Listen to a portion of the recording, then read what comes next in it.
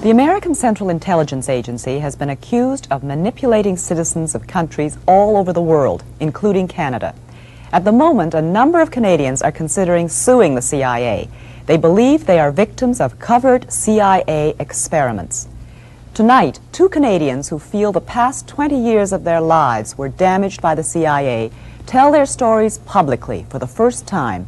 They believe they were part of a CIA project called MK Ultra, a research project so secret that even the Canadian government was not informed that the agency was funding activities in this country.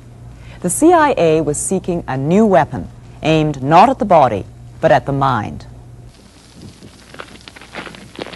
Americans became obsessed with brainwashing during the Korean War. Prisoners of war returned home denouncing the American way of life. Hearing them parroting propaganda, the CIA became convinced the communists had found the key to brainwashing. Now the Americans had to unlock the mystery of mind control.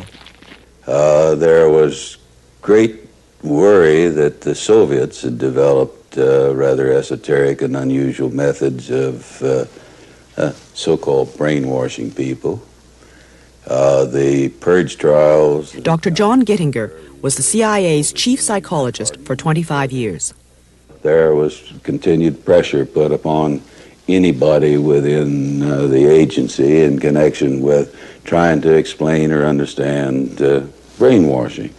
So we were charged with rather an elaborate attempt to try to find out chemical, psychological, any kind of means that people could use to influence the behavior of the people.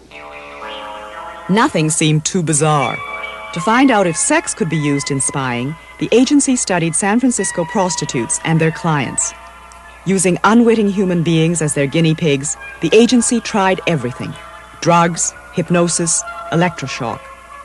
Under code names like MK Ultra, the CIA spent 25 years and $25 million on secret mind control research. Brainwashing could be a powerful ideological weapon, and the U.S. had to have it. And when the agency didn't undertake its own studies, it funded someone else's. Thus, the search for mind control brought MK Ultra to Canada, to Montreal. Even in the Cold War years of the late 50s and early 60s, most doctors and academics would have been embarrassed to have found that an organization of spies was openly paying for their research. So the CIA set up a number of fronts, respectable foundations like the Human Ecology Fund. Sounds innocent enough, but it was run by the CIA's brainwashing experts. Here at McGill University in Montreal, the fund found 3 projects worth financing. They supported an extensive study of witch doctors in Nigeria. How, investigators wondered, did native healers cure mental illness? What mysterious drugs and potions did they use? Used to bind up excited patients. A sleeping potion is then administered. 20 years ago, the Human Ecology Fund paid for this movie. This soothes the patient's head. But it was only recently that the man who made the film found out that he had been working with the CIA's money. The author of the Nigerian study is still at McGill University. News of his connection to the CIA came as quite a surprise to Dr. Raymond Prince. I couldn't imagine why the CIA would be interested in my work in looking at indigenous healers in West Africa. That seemed really strange. That was my first reaction, and I couldn't believe that, I couldn't understand how the CIA would be interested in that. Because there were all kinds of beliefs that African witch doctors could put the hex on people.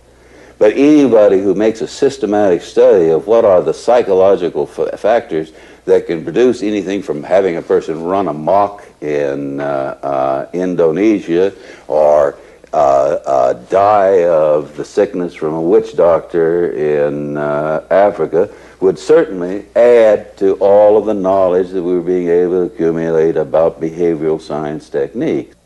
The Human Ecology Fund also helped set up the Transcultural Psychiatric Research Review.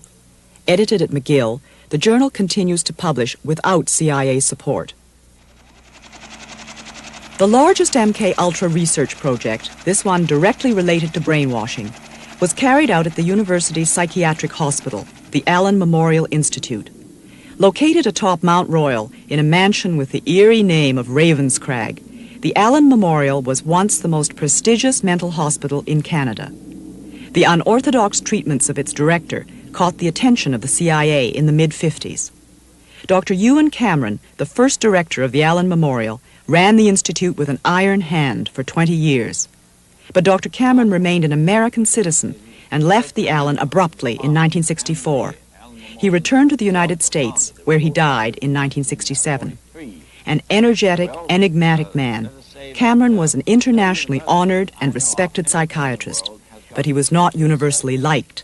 Former colleague Dr. Elliot Emanuel. He was an authoritarian, ruthless, power-hungry, nervous, tense, angry man.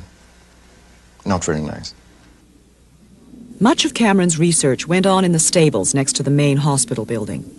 Here he had his subjects photographed before and after treatment.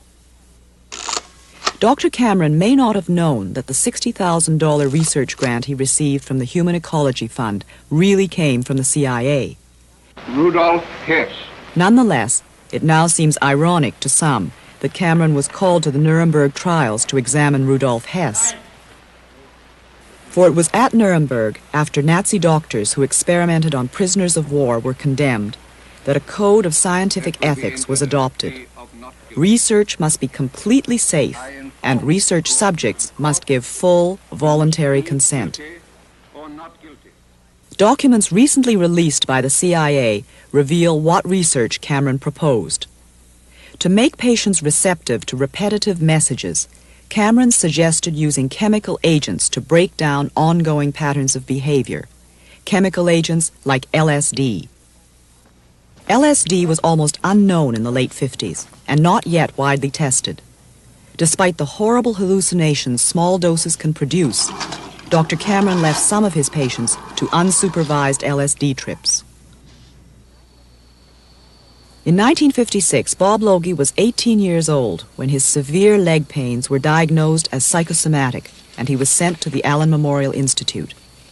When Bob heard the news reports of CIA-funded research at the Allen, he sent for his medical records. They revealed several doses of LSD. Today, Bob Logie lives and works in Vancouver, but he's still angry. I feel like I've been completely used. I feel like my mind has been completely invaded. I suppose if guinea pigs had feelings, they'd feel like I do.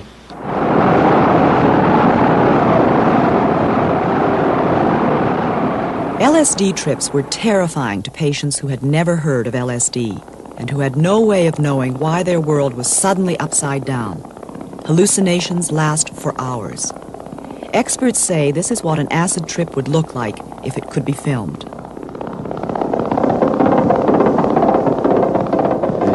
The LSD was really horrifying, very horrifying, and they gave it to me for about 12 or 15 times.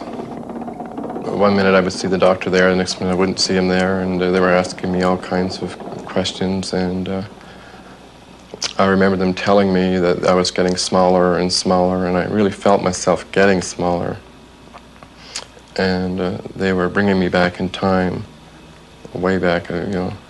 At one point I almost felt like I was just about to be born, really, that far back in memory, and they were really, really probing, asking all kinds of questions, and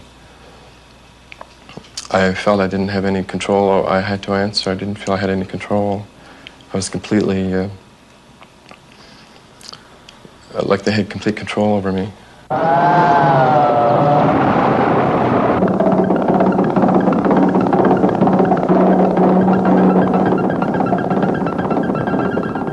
Bob's leg pains were eventually treated with cortisone, but the effects of the LSD stayed with him, and soon he was back in the hospital.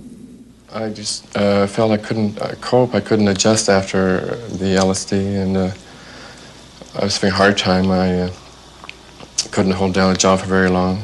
I was going from one place to another, and the anxiety really built up. I just couldn't cope, and I went back. The interest in this sort of chemical, this kind of magic, this shortcut weapon, prompted the CIA's interest in hallucinogens, particularly LSD? Yeah, very definitely, because the first pressure was being based on the idea that there was some kind of truth serum or truth drug or something on that. So the people who knew that end of the business, they were definitely beginning to look in terms of chemotherapy. And of course, to people in this day and age, it's very hard to believe that the period before 1960 was a period which was certainly not a chemical culture in this country and not a drug culture in any sense of the word. With some patients, Dr. Cameron tried a drastic treatment called depatterning. Massive doses of electroshock, 20 times more intense than the standard shock treatments used today, were administered to patients who were kept sleeping for days. Dr. Cameron thought he could wipe out patients' sick behavior and leave the healthy personality intact. But first patients were to be so depatterned that some even forgot their toilet training. Not all the patients ever completely regained their memories. Dr. Peter Roper was a close colleague of Dr. Cameron's at the Allen. Many people, but some would reach what Cameron would call the third stage of depatterning. With that method, others would need 2 treatments a day, maybe for a week or longer, before they got to the third stage. What would characterize the third stage of depatterning? Well, the third stage, as defined by Cameron, was a loss of ability to orientate themselves. They knew who they were, but they didn't know where they were, and they didn't know what age they were. As you probably know, electroshock treatment has been given for depression for something like 40 years now. It's a very successful and useful treatment for severe depression that doesn't respond to other things. But depatterning is a use of electroshock treatment in a totally different way, in which instead of giving the shocks, say, 2 or 3 times a week, they're given 2 or 3 times a day for 3 or 4 weeks, reducing the patient to a sort of animal, vegetable state, from which it's hoped that they would recover in a more healthy state of mind. It didn't work. To put patients to sleep for up to a month at a time, Dr. Cameron used a combination of depatterning and large doses of drugs. Individual taped messages were repeated to sleeping patients 15 hours a day in an effort to brainwash them back to health. Now, Cameron reasoned, with their negative memories obliterated, positive suggestions could be implanted. Suggestions like, begin to assert yourself, express your anger. Dr. Cameron called his technique psychic driving. Bob Logie had driving therapy when he returned to the Allen in 1959. I was there for a while, and I thought, I don't want to stay here, and I started to run away from the hospital, and they grabbed me, and then they put me on sleep treatment.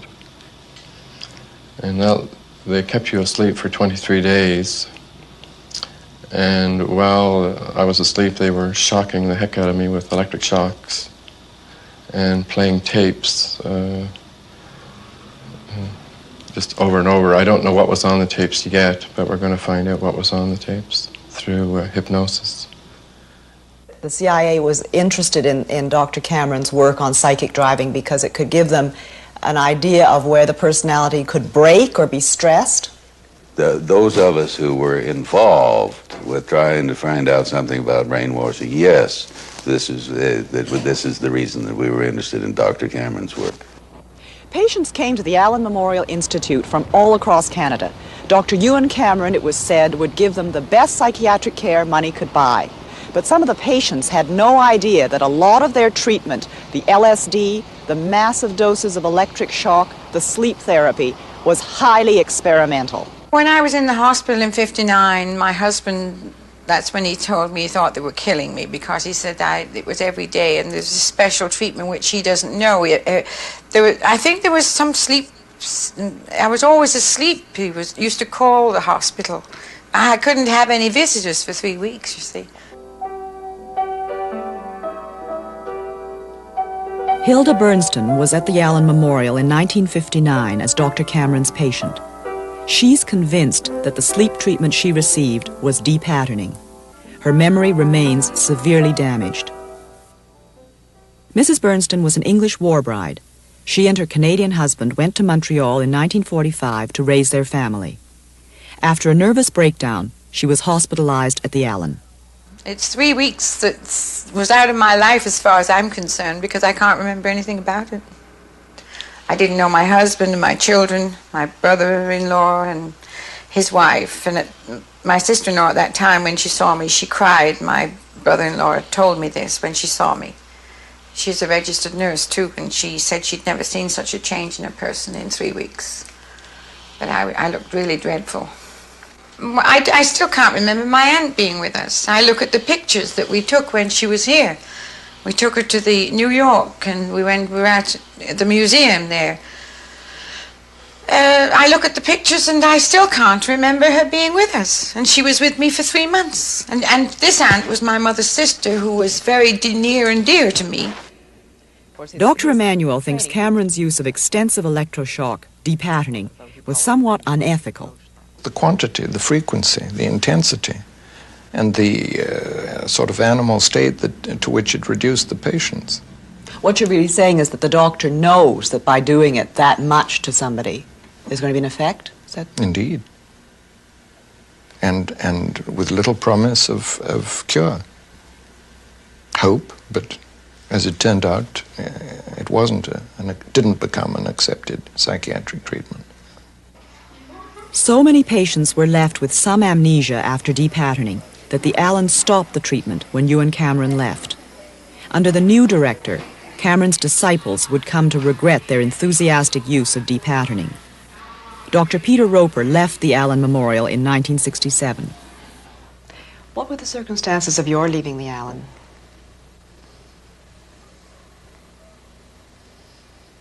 Somewhat questionable. In what way? The annual reappointment was not renewed in 67. Did Dr. Cameron have anything to do with this, or was after he left? Oh, that was after he left. He left in 64. Did you have any disagreement about treatments given there? I didn't disagree with anybody. I think there was the de-patterning treatment was stopped, I think, in 65. So anybody that continued to do it after Cameron left didn't do it after 1965. So you didn't do it after 65? Oh, no. I certainly know that an intelligent, ethical scientist today would not do an awful lot of things that an ethical scientist would do in those days. How do you now feel about the use of involuntary subjects for CIA experiments or CIA-funded agency experiments? I certainly think that it would be ridiculous in this day and age. No, I don't see any way that you would do that. There was no informed consent. I would guess that, as I've just said, informed consent, as we now know it, was not a part of research at that time, and especially as regards the use of LSD, perhaps, or the de-patterning, I doubt if those patients really knew what they were being led into. Informed consent doesn't mean much to people who are mentally ill. Not many people are so mentally disturbed that they can't understand that they're being given an experimental drug, or they're being given electroshock 3 times a day. People can understand that. It can be explained in simple words. It had a great effect on my life. I mean, I have been sick before, and I've had treatment, but there were never any experience I had was like that I had in 59. I've never been able to sleep without medication since the sleep treatment. I went through years and years and years of severe depressions. I dream about it. All my waking hours, I think about it. It's It's eating me up. It really is. I mean, if he was doing it and knew what he was doing for the benefit of the CIA, then I don't agree with this at all. I mean, why pick on me or anybody else? I don't like that. It leaves me completely stunned. I don't know if I'll ever recover from it.